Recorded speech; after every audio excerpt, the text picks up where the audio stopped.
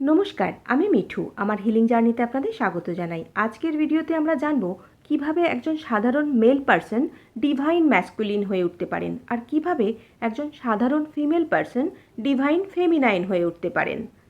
যদি মেল পারসনরা নিজের কর্মক্ষেত্রে, ফ্যামিলি লাইফে বা পার্সোনাল লাইফে নিজের নির্ধারিত দায়িত্বগুলি সঠিকভাবে পালন করেন, লিডারশিপ শো করেন, সঠিক সময়ে সঠিক ডিসিশন নিতে পারেন, সাহসিকতা দেখাতে পারেন আর নিজের নেওয়া সিদ্ধান্তের ওনারশিপও নিজে নিতে পারেন, সকলকে প্রোটেকশন দেওয়ার মনোভাব রাখতে পারেন, ডিসিপ্লিনের সাথে কাজ করতে পারেন, তাহলে আলটিমেটলি তারা নিশ্চয়ই ডিভাইন ম্যাসকুলিন হয়ে উঠতে পারবেন।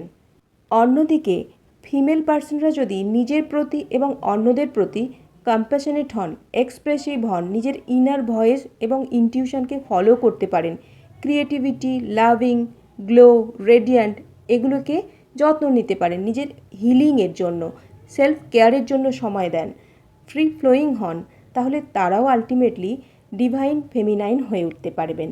চেষ্টা করে দেখুন, আর যদি আমার সাহায্য লাগে জানান আমাকে। Thank you so much.